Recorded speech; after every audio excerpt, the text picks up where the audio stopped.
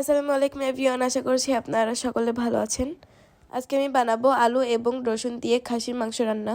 তার জন্য প্রথমে 1 কেজি পরিমাণ খাসির মাংস ধুয়ে নিয়েছি এবং তাতে একটি লেবুর রস খোসা সহ দিয়ে দিচ্ছি এবং 1 টেবিল চামচ পরিমাণ লবণ দিয়ে দিচ্ছি। আর সব কিছুকে ভালোভাবে মাখিয়ে নিব। এটা করার কারণে খাসির মাংস থেকে সব ময়লা বেরিয়ে যাবে এবং কোনো প্রকার গন্ধ থাকবে না। মাখিয়ে নেওয়া হয়ে গেলে ঢাকনা দিয়ে ঢেকে দিব 30 মিনিটের জন্য। 30 মিনিট পরে আমি ঢাকনাটি খুলে নিচ্ছি এবং আপনারা দেখতেই পাচ্ছেন কতটা ময়লা বেরিয়েছে। এখানে 4টি আলু কেটে নিয়েছি আর নিয়েছি 10-12টি রসুন। রসুনটা ভালোভাবে সিদ্ধ হওয়ার জন্য নিচের অংশটুকু কেটে নিয়েছি। আর লাগছে রসুন বাটা এবং আদা বাটা। আমি মাংসগুলোকে আবারও ভালোভাবে ধুয়ে নিয়েছি 2 থেকে 3 বার। এখন একটি প্রেসার কুকারে মাংস, আলু ও রসুন দিয়ে দিলাম।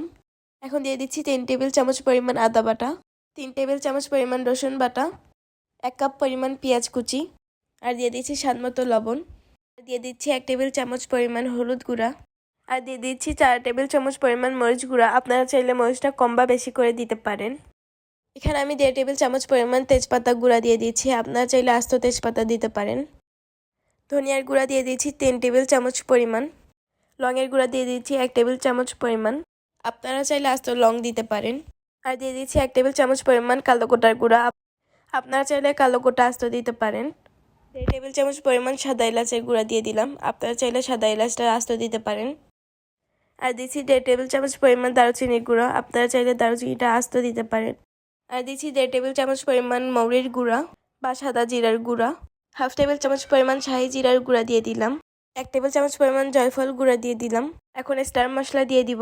আমি স্টার মশলাটাকে অর্ধেক করে দিয়ে দিলাম এবং জয়ত্রী দিয়ে দিলাম মিডিয়াম সাইজের 4টি।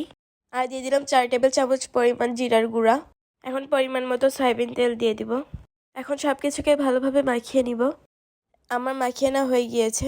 এখন খুব ভালোভাবে কষাতে থাকবো 7-8 মিনিটের জন্য। আপনারা চেষ্টা করবেন বেশি সময় ধরে কষানোর জন্য, তাহলে মাংসটা অনেক বেশি পারফেক্ট হয়। আপনারা ভিডিওটি না টেনে সম্পূর্ণ ভিডিওটি দেখতে থাকুন। আমার মাংস কষানো হয়ে গিয়েছে। এখন পরিমাণ মতো পানি দিয়ে দিব মাংসটা সিদ্ধ হওয়ার জন্য। এখন প্রেসার কুকারে ঢাকনা দিয়ে ঢেকে দিলাম। এখানে আমি 10 থেকে 12টি শীষ তুলে নিয়েছি। আপনাদের কম বা বেশি লাগতে পারে। এখানে আমার খুব ভালোভাবে মাংসটা সিদ্ধ হয়ে গিয়েছে।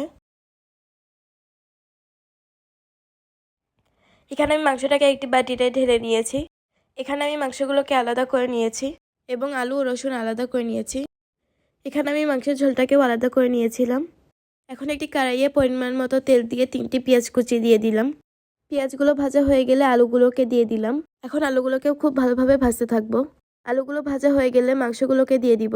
এখন মাংস এবং আলু একটু ভেজে নিব।